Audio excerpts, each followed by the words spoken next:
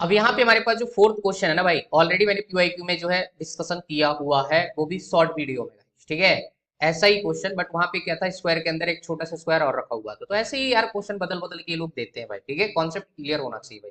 तो क्वेश्चन में पूछा है, small circular loop of radius R is completely in close with a large square loop of radius length जो भी आपको दे रखा है capital L, both of the loops are concentric and coplanar, also जो कैपिटल एल है ना that is greater greater small R दे रखा है, राइट।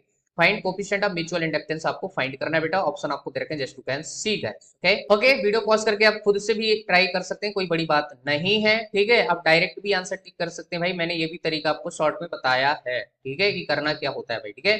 फिलहाल यहाँ पे आपको क्या करना है, इस स्क्वायर लूप की वजह से आपको सेंटर पे बोले तो इसके सेंटर मैग्नेटिक फील्ड निकालनी है, ठीक है। तो ये निकालने का सिंपल सा मैंने तरीका बताया आपको, B equal to mu not N mu not I divided by आपके पास pi A into 10 pi by N into sine pi by N, ठीक है। पॉलीगन शेप के लिए डायरेक्ट फार्मूला है, शॉर्ट ट्रिक है भाई, ठीक है। तो बी इक्वल टू कितना हो जाएगा, कितने साइड से आपके पास यहाँ पे 4, ठीक है। तो 4 mu not I pi, side कितना है इसका, एल दे रखा है, तो ए की जगह एल रख देना है, ठीक है। 10 pi by 4 into sine pi by 4, समझ गए कि नहीं। 10 पाई बाई 4 बोले तो 45 डिग्री, तो 10 45 1 होता है, हमारे पास 4 mu not I divided by pi L, और साइन पाई बाई 4 की वैल्यू होती है √2, ठीक है। तो ये प्राइमरी कॉइल की वजह से मैग्नेटिक फील्ड सेंटर पे क्या आ गई, आपके पास ये आ जाएगी, है ना, इसको हम प्राइमरी बोलेंगे।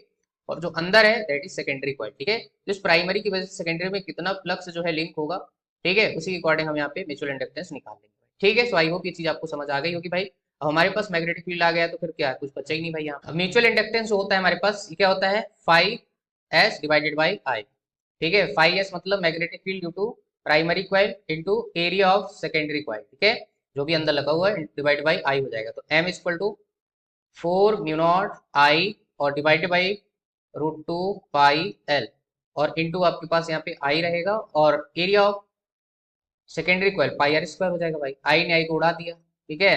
4 म्यू नॉट, आई तो बचा नहीं, और पाई से पाई भी निपट गया, तो डिवाइड में क्या बचेगा, √2 इंटू एल, आया समझ में, और ये आर स्क्वायर, ठीक है। तो हमने ये भी बताया था कि म्यूचुअल इंडक्शन में आपको क्या देखना है, डिवाइड में डिस्टेंस होनी चाहिए, आया समझ में, साइड होनी चाहिए बड़े वाले का, और ऊपर जो है एरिया आ जाएगा सेकेंडरी का, ठीक है। तो उस हिसाब से भी आप देख सकते थे, बट क्या है ना, थोड़ा कभी कभी जो है फैक्टर में अलग अलग हो सकते हैं, जो कोफिशिएंट लिखा हुआ है कांस्टेंट वैल्यू, तो उसके लिए अपने को सॉल्व करना पड़ता है भाई, ठीक है।